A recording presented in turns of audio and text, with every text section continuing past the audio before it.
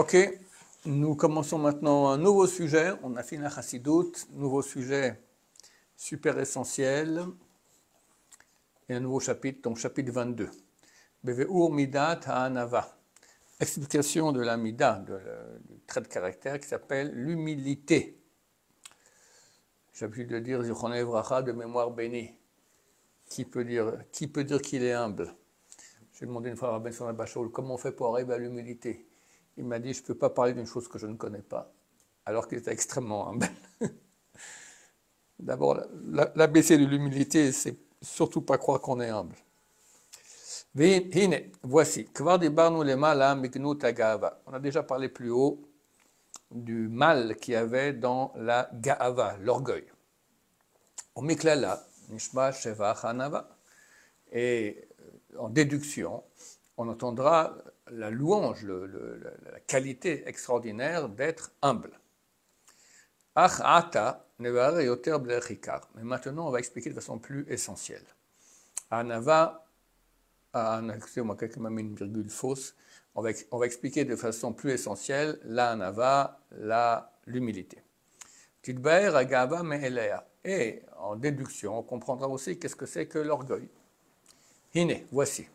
Klala hanava, la loi générale de la hanava, la définition de la hanava, ou heyot ha'adam bilti marshiv atzmo mishum tam shiyeh. Que l'homme ne s'estime pas, chashiv, ne se trouve pas important, pour aucune raison quelle qu'elle soit. Et c'est exactement le contraire de la ga'ava. La ga'ava, l'orgueil, c'est je suis, je suis intelligent, je suis beau, je suis grand, je suis fort, je suis sympathique, etc. La hanava, c'est exactement le contraire, je suis rien. C'est le message le plus contraire de ce qu'on entend en Occident. En Occident, les gens disent qu'il faut avoir confiance en soi, il faut de l'estime, il faut que tu sentes que tu es quelqu'un. C'est exactement l'antithèse totale de ce qu'on a reçu comme éducation. Et lorsqu'on sera précis, nous verrons qu'elle dépend, l'humilité, de la pensée et de l'action.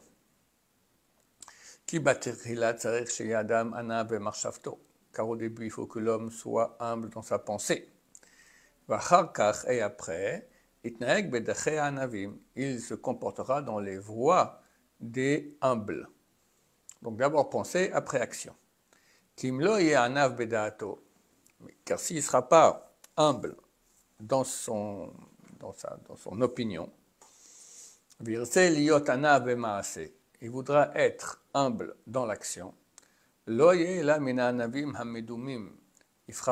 fera partie que des humbles imaginaires, mauvais, qu'on a rappelé là-haut. Qui font partie des hypocrites, qu'il n'y a pas pire que sur terre. Il y a beaucoup de gens qui se la jouent humble. C'est une qualité. Maintenant, lui, il est super orgueilleux. Alors, il va la jouer humble. D'accord? Il dit c'est le pire. Ça, c'est le pire. On va maintenant expliquer ces différentes parties. Hanava bemarshava, l'humilité en pensée. Je rappelle que nous sommes déjà proches de la fin du livre. Les degrés dont le Rav parle sont très élevés, ne nous concernent absolument pas. Si ce n'est en prendre un petit milligramme de millimètre pour nous-mêmes, qu'est-ce qu'on peut arriver à prendre? Pas croire que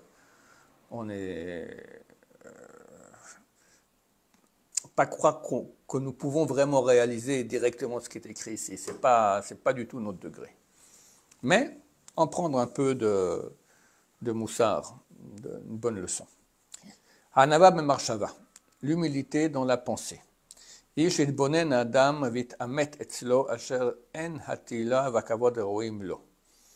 réfléchisse, que l'homme réfléchisse, et que s'authentifie chez lui que les louanges et les honneurs ne lui reviennent pas. Chacun aime les honneurs et les louanges. Donc il faut vraiment penser ne pas les vouloir. ne pas les vouloir, parce que c'est faux. Kol sheken a plus forte raison à itnase al shar bnei mino. Plus forte raison s'élever au-dessus du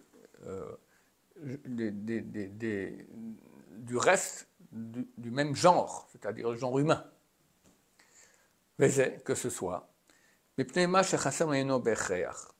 D'abord par les choses qui le rendent manquant de façon obligatoire. Personne n'est parfait. Donc t'es manquant, on est manquant déjà. Et même parce qu'il a déjà, lui, il a déjà acquis, on va dire, un certain niveau.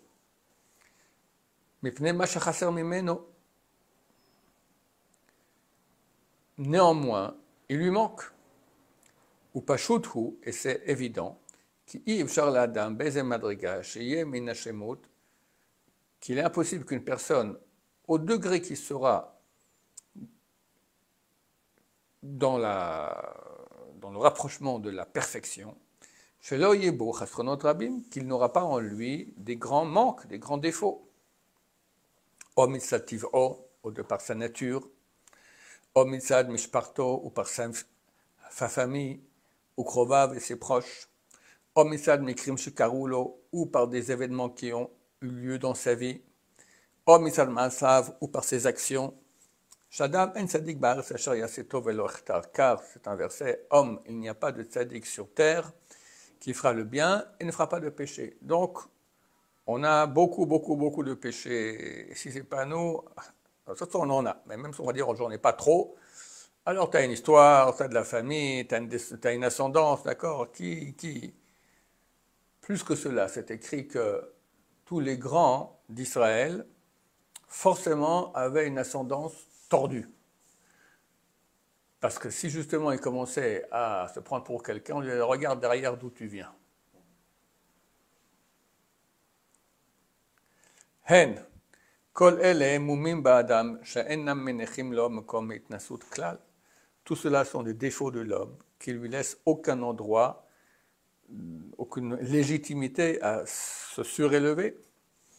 Afilouye bal malot rabot, même s'il a beaucoup de qualités. Ki kvar inyane achesronot ha'elle yaspiku l'archecha, car déjà ces défauts, ces manques suffiront pour obscurcir déjà toutes les qualités qu'il a. Hine, voici, la sagesse.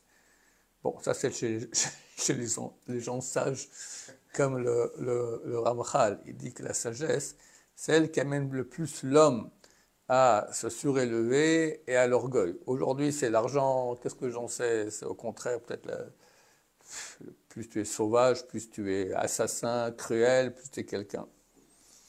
Parce que c'est déjà une qualité dans l'homme lui-même.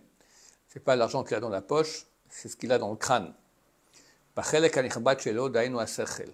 Dans la partie honorifique qu'il a, c'est-à-dire la raison. Et voici, tu n'as pas de sage qui ne fait pas d'erreur. Qui ne devra pas apprendre des paroles de ses amis. Et très souvent même de ses élèves. Imken, si c'est le cas, effectivement, comment est-ce qu'il peut maintenant se surélever de ta sagesse, de sa sagesse? Ta sagesse, tu as vu, tu apprends des fois de tes élèves, qui sont des nuls par rapport à toi. Mais tu vois, donc, tu n'es pas que tu sais tout, toujours tout, et tu es parfait. Et cependant, celui qui a une intelligence droite, un esprit droit, même s'il a eu le mérite d'être un grand sage, muflag, c'est superlatif, encore plus grand, behemet, vraiment. Lorsqu'il l'observera, il va réfléchir. Il verra qu'il n'y a aucune légitimité ni à être orgueilleux, ni à se surélever. Car celui qui a un bon esprit et qui a plus de connaissances que les autres, il ne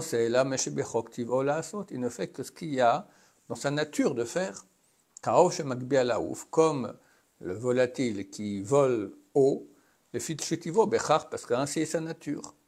Vachor moshech bekocho, et le bœuf, il tire la charrue.